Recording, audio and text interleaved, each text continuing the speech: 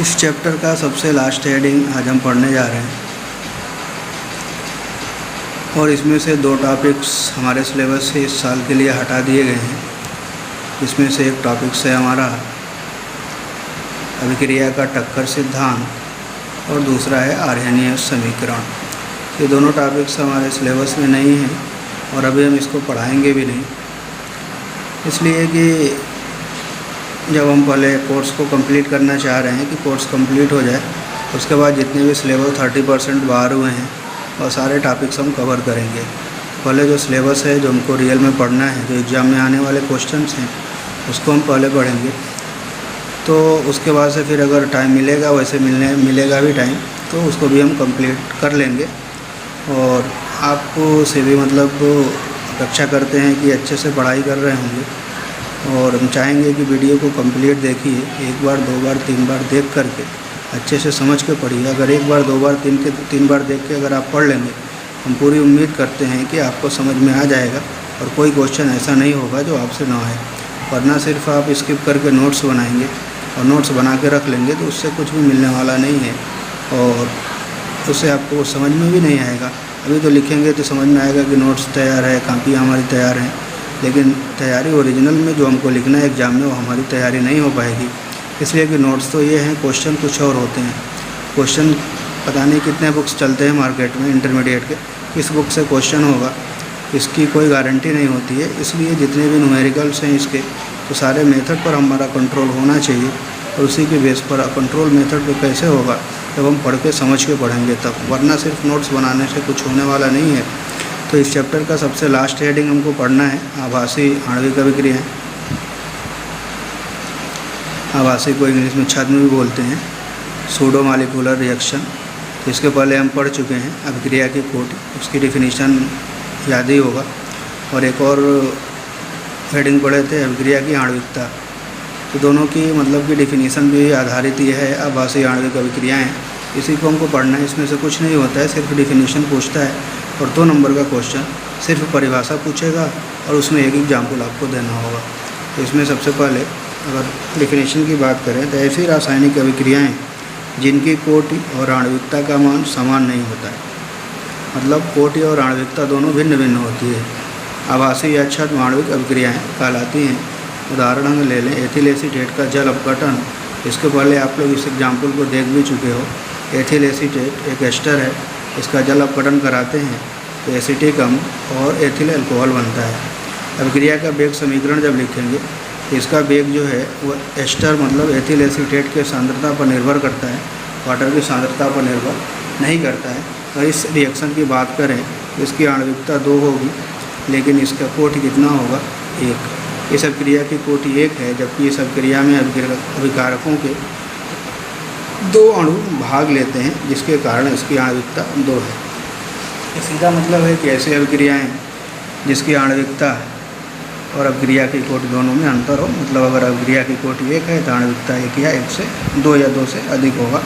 इसके बेस पर हम डिफिनीशन ये भी लिख सकते हैं, ऐसी अभिक्रियाएँ जिनकी कोटि 1 तथा आणविकता 2 या 2 से अधिक होती है आभासी अथवा छद्म एकाणुक अभिक्रियाएँ कहलाती हैं। जो भी पूछेगा, अगर एकाणुक पूछेगा तो वाला ऊपर वाला लिख देंगे, अगर आभासी एकाणुक अभिक्रियाएँ पूछेगा तो ये वाली डिफिनीशन हमारी चल जाएगी।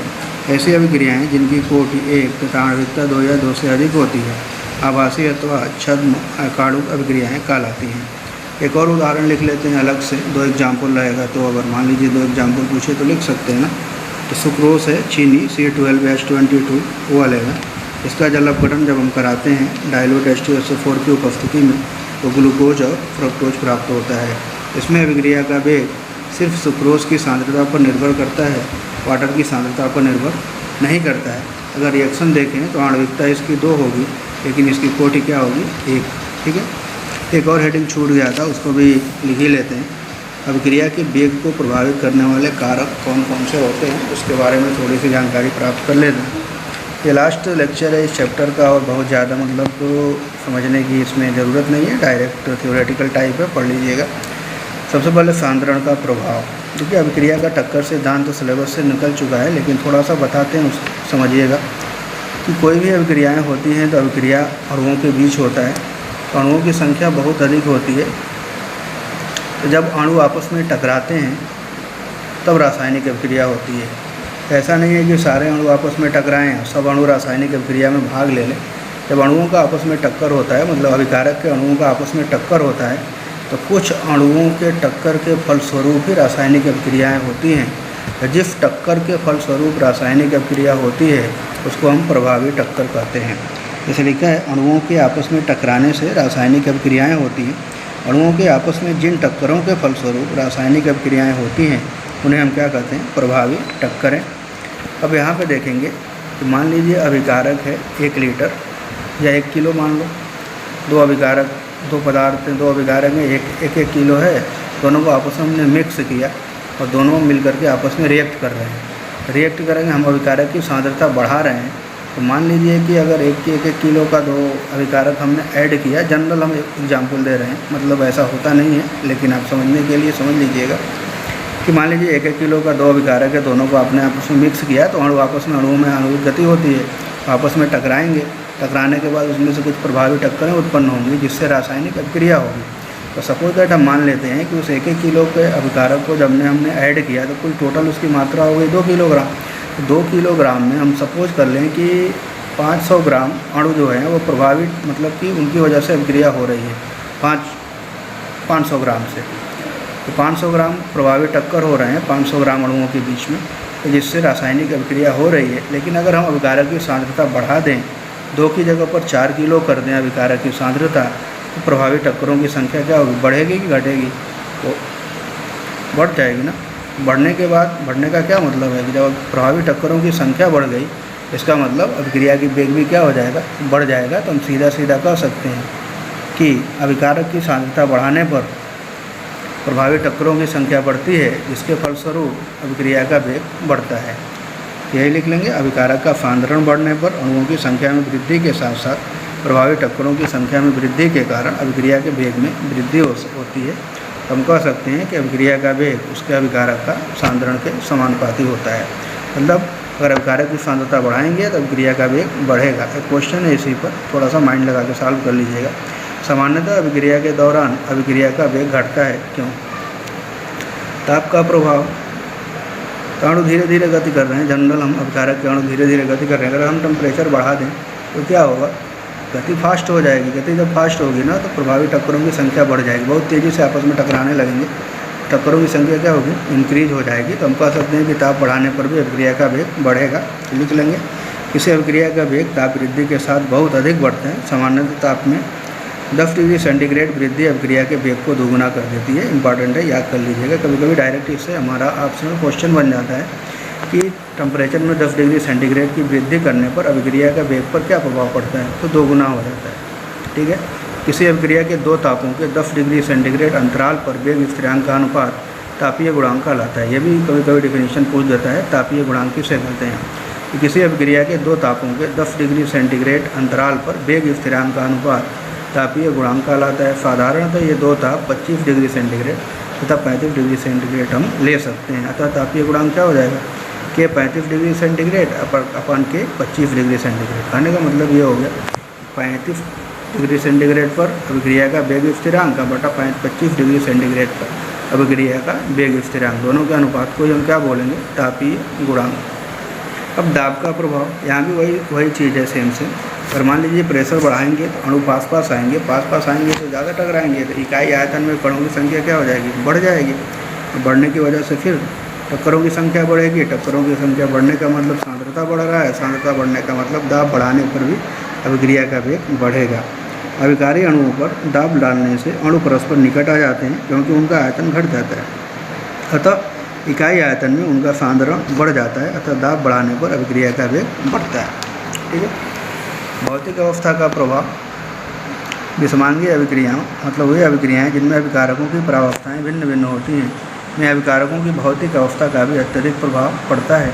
धातुओं के बारीक चूर्ण ठोस धातुओं की तुलना में तीव्र वेग से अभिक्रिया करते हैं।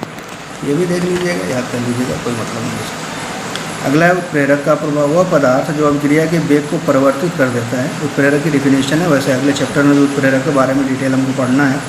वह पदार्थ जो अभिक्रिया के वेग को परिवर्तित कर देता है, परंतु भार और संगठन की दृष्टि से अभिक्रिया के अंत तक अपरिवर्तित रहता है, उत्प्रेरक कहलाता है। तो उत्प्रेरक की उपस्थिति में अभिक्रिया के सक्रियण ऊर्जा का मान घट जाता है। यदि किसी अभिक्रिया की सक्रियण ऊर्जा कम है तो उस अभिक्रिया का वेग अधिक होगा। यदि सक्रियण ऊर्जा अधिक होती है तो उस अभिक्रिया का वेग कम होता है। सीधा सीधा अभिक्रिया के वेग और सक्रियण ऊर्जा में क्या संबंध होता है? अभिक्रिया का वेग समानुपाती होता है 1/, सक्रियण ऊर्जा के। तो आपको समझ में नहीं आ रहा होगा कि सक्रियण ऊर्जा क्या होता है। इसकी डिफिनीशन होती है, अभिकारक अणुओं के संघट्ट से प्राप्त ऊर्जा की वह अतिरिक्त मात्रा जो अभिक्रिया को संपन्न करने में पर्याप्त होती है तथा जिसके फलस्वरूप उत्पाद बनते हैं, सक्रियण ऊर्जा कहलाती है। ये डिफिनीशन है, सिलेबस में था नहीं, लेकिन हम इसको लिखवा दिए, थोड़ा सा इसका डिटेल नहीं पढ़ा रहे हैं। अभिकारक अणुओं के संघट्ट से प्राप्त ऊर्जा की वह अतिरिक्त मात्रा जो अभिक्रिया को संपन्न करने में पर्याप्त होती है, इसके फलस्वरूप उत्पाद बनते हैं, सक्रियण ऊर्जा कहलाती है। कहने का मतलब ये है, ये ग्राफ से हम थोड़ा सा समझाने की कोशिश कर रहे हैं। मान लीजिए दो अभिकारक है A+B, दोनों का टक्कर हो रहा है। टक्कर के बाद ये जा कर के दोनों आपस में मिल रहे हैं तो AB, ये सक्रिय संकर बोलते हैं। सबसे ज़्यादा हाई लेवल की एनर्जी यहाँ पे होती है, ये उसकी सक्रियण ऊर्जा है। जब तक इस एनर्जी तक ये अभिकारक नहीं पहुँचेगा तब तक रिएक्शन नहीं होगा। इसलिए कि सक्रियण ऊर्जा का मतलब हुआ एनर्जी। अगर उतनी एनर्जी अभिकारक प्राप्त करता है तभी जा कर के रिएक्शन होता है। ये सक्रियण ऊर्जा है उत्प्रेरक की अनुपस्थिति में। उत्प्रेरक नहीं है तो सक्रियण ऊर्जा का मान इतना है। कहने का मतलब A+B को सक्रिय संकर बनने में लगभग बहुत ज़्यादा एनर्जी ना यहाँ पे हमको प्राप्त करना पड़ेगा, बहुत हाई लेवल है एनर्जी का। तो यहाँ पे क्या होगा ना, अब सक्रिय संकर बनने के बाद ये फिर टूट करके हमारा प्रोडक्ट बनता है C+D। लेकिन हमने जैसे ही उत्प्रेरक यूज किया तो क्या बोलते हैं, एक्टिवेशन एनर्जी E का मान उत्प्रेरक की उपस्थिति में घट गया, यहाँ तक हो गया, तो सक्रियण ऊर्जा का मान कम हो गया। अब ये बताइए कि प्रभावी टक्करों की संख्या किस केस में ज़्यादा होगी, मतलब इसमें या इसमें। अब यहाँ पर यहीं पे हमारा क्या हो गया ना, क्या अब प्रभावी टक्कर का मतलब यहाँ जब तक एनर्जी ये प्राप्त कर रहे थे, यहाँ तक एनर्जी मिल रही थी, तब जाकर रिएक्शन होकर प्रोडक्ट बन रहा था। अब क्या होगा ना कि अब इतने ही में, मतलब इतने ही मॉलिक्यूल से यहाँ तक वाले इतनी ही एनर्जी प्राप्त करेंगे, मतलब इतने एक्स्ट्रा हो गए। नहीं समझ में आ रहा है, थोड़ा सा और समझाते हैं। सपोज दैट, मान लीजिए ये एनर्जी हमारा समझने के लिए लिख ले रहे हैं 10 किलो जूल है, और ये एनर्जी हमारी 25 किलो जूल है। तो बहुत से इसमें ऐसे कण होंगे, अभिकारक के अणु होंगे जिनकी 10 किलो जूल एनर्जी होगी, लेकिन उत्प्रेरक अनुपस्थित था तो 10 किलो जूल एनर्जी होते हुए भी वो प्रोडक्ट में कन्वर्ट नहीं हो रहे थे। इसका मतलब उनका टक्कर प्रभावी नहीं था। लेकिन जैसे ही हमने उत्प्रेरक यूज किया तो अब ये सारे, मतलब वही पहले वाले केस में अगर उत्प्रेरक नहीं था तो 25 किलो जूल्स एनर्जी वाले या उससे अधिक एनर्जी वाले जो कण थे, वही मतलब कि प्रभावी टक्कर प्रभावी रूप से आपस में टकरा करके प्रोडक्ट में कन्वर्ट हो रहे थे। लेकिन अब इसमें क्या होगा कि सक्रिय ऊर्जा का मान जैसे कम होगा तो यहाँ से 10 और 25 के बीच में भी जो कण थे वो भी हमारे प्रोडक्ट में कन्वर्ट होने लगे। समझ में आ गया होगा। अब बस यही है सक्रिय ऊर्जा का मान। सीधा सीधा ये समझिएगा, उत्प्रेरक की उपस्थिति में सक्रिय ऊर्जा का मान घटता है और सक्रिय ऊर्जा का मान घटेगा तो वेग बढ़ेगा। क्लियर। यहाँ से भी क्वेश्चन एक ऑप्शनल बनता है, उत्प्रेरक की उपस्थिति में सक्रिय ऊर्जा का मान घटता है या बढ़ता है। क्या होगा? घटता है। और ये सक्रिय ऊर्जा की परिभाषा है। यहाँ ये समीकरण भी हम लिखवा दे रहे हैं, देखे रहेंगे तो जान पहचान रहेगी, इससे तो ज़रूरी है, देख लीजिए इसको भी। किसी रासायनिक अभिक्रिया में 10 डिग्री सेंटीग्रेड ताप वृद्धि से वेग स्थिरांक में लगभग दोगुनी वृद्धि होती है। वेग स्थिरांक की ताप पर निर्भरता की मात्रात्मक रूप में व्याख्या आर्हेनियस समीकरण से भली भांति की जा सकती है। इसके अनुसार वेग स्थिरांक equal to a into e to the power minus a/RT। यही है हमारा आर्हेनियस समीकरण। ए को चरघातांकी कांस्टेंट बोलते हैं, लिखा हुआ है। ए को आर्हेनियस गुणक या आवृत्ति गुणक या इसे पूर्वचर घातांकी गुणक भी कहते हैं। यह किसी विशिष्ट अभिक्रिया के लिए स्थिरांक होता है और कैपिटल आर गैस नियतांक है, टी ताप है, और ये क्या है? सक्रिय ऊर्जा। ए क्या है? सक्रिय ऊर्जा। यह आर्हेनियस समीकरण तो देख लीजिएगा और कंप्लीट कर लीजिएगा। उसके ऊपर न्यूमेरिकल्स फर्स्ट ऑर्डर वाले और जीरो ऑर्डर के जितने भी न्यूमेरिकल्स हैं सबको सॉल्व कर लेंगे। और आयनीय समीकरण पर जो न्यूमेरिकल्स हैं उसको आप लोग छोड़ दीजिएगा, इसलिए कि इस साल के लिए सिलेबस में नहीं है। ठीक है, और उसके बाद उम्मीद करते हैं कल पूरा हम कंप्लीट कर लीजिएगा। परसों से फिर नया चैप्टर स्टार्ट करते हैं। तो नया चैप्टर का मतलब हम शुरू करेंगे एल्कोहल, फिनाल तथा ईथर, सेकंड पेपर। बिल्कुल तैयारी के साथ आइएगा और अच्छे से पढ़ने के लिए तैयार होकर के रहिएगा। Thank you.